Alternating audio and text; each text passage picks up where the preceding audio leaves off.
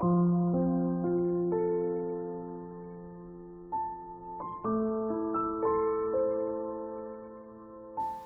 saudaraku yang dikasihi Tuhan, salam jumpa dalam program Renungan Penyejuk Iman. Semoga saudara baik-baik saja. Saya Pendeta Joni Delima mengajak saudara untuk memiliki kerinduan dan kecintaan pada firman Tuhan.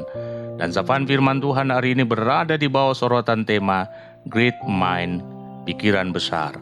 Untuk pembacaan firman Tuhan, marilah kita berdoa. Ya Tuhan Bapa kami di dalam Tuhan Yesus Kristus, kepadamu kami menaikkan segala puji dan syukur.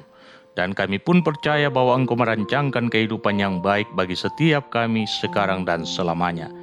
Memulai hari ini kami merindukan firman-Mu. Kuasailah hati kami dengan Roh Kudus agar kami dapat mengerti dan memahami firman-Mu. Demi nama Yesus Kristus kami berdoa. Amin.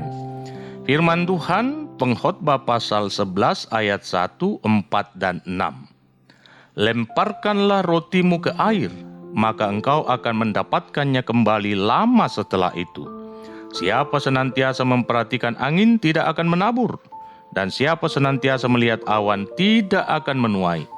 Taburkanlah benihmu pagi-pagi hari dan jangan memberi istirahat kepada tanganmu pada petang hari, karena engkau tidak mengetahui apakah ini atau itu yang akan berhasil atau kedua-duanya sama baik.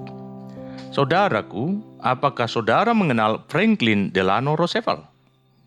Ia adalah Presiden USA yang ke-32 dan satu-satunya Presiden Amerika yang terpilih 4 kali dalam masa jabatan dari tahun 1933 sampai 1945.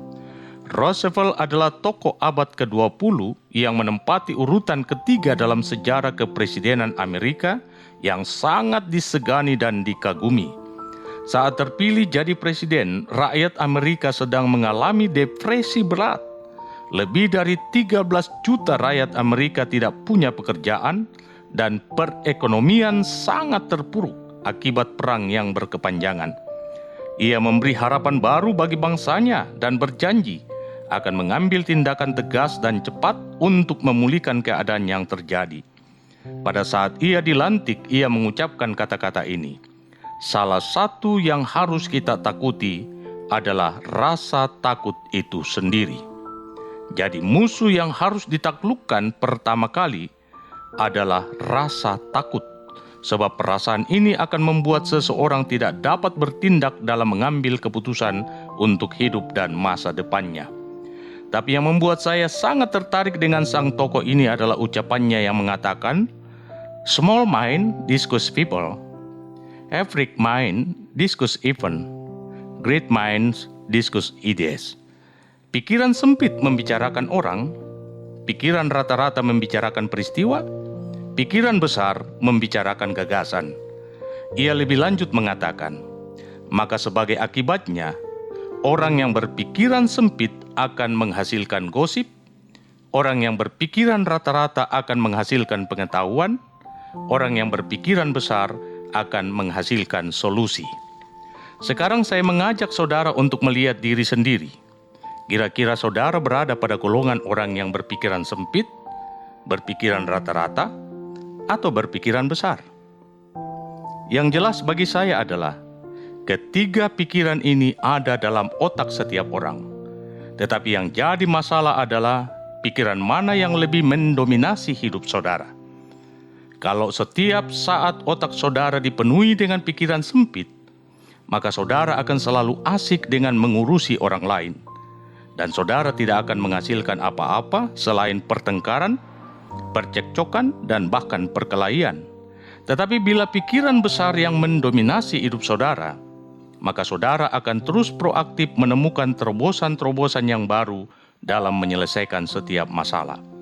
Demikian juga dengan orang yang berpikiran rata-rata cenderung terperangkap dalam pengetahuannya dengan rumusan-rumusan yang sudah baku, sehingga sangat kaku untuk melakukan sebuah terobosan baru jika hal itu bertentangan dengan akal budinya atau pengetahuannya.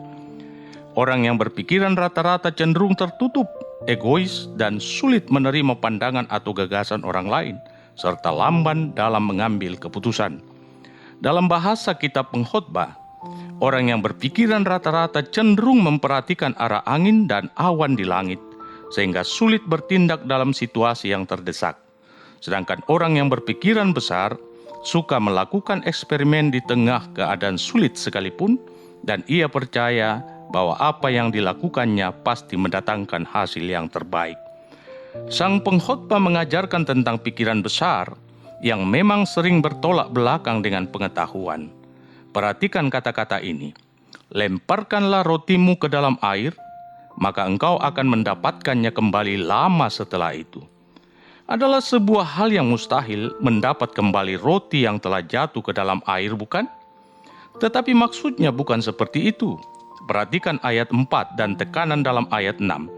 Roti yang dimaksudkan adalah butir-butir gandum yang harus ditaburkan di lahan yang digenangi air.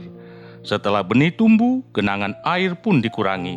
Sehingga ketika ayat 1, 4, dan 6 dirangkai, maka jelas maksudnya, lemparkanlah rotimu ke dalam air, maka engkau akan mendapatkannya lama setelah itu. Siapa senantiasa memperhatikan angin, tidak akan menabur, dan siapa yang senantiasa melihat awan tidak akan menuai. Taburkanlah benihmu pagi-pagi hari, dan janganlah memberi istirahat kepada tanganmu pada petang hari, karena engkau tidak mengetahui apakah ini atau itu yang akan berhasil, atau kedua-duanya sama baik. Karena itu saya mau tegaskan hal ini. Adalah suatu kebodohan jika saudara terjebak dengan pikiran sempit, pun demikian dengan pikiran rata-rata. Allah mau saudara lebih dari itu, yakni berpikir besar tentang makna hidup dalam roh takut akan Allah, maka saudara dapat melakukan banyak perkara besar. Selamat beraktivitas, Tuhan Yesus memberkatimu.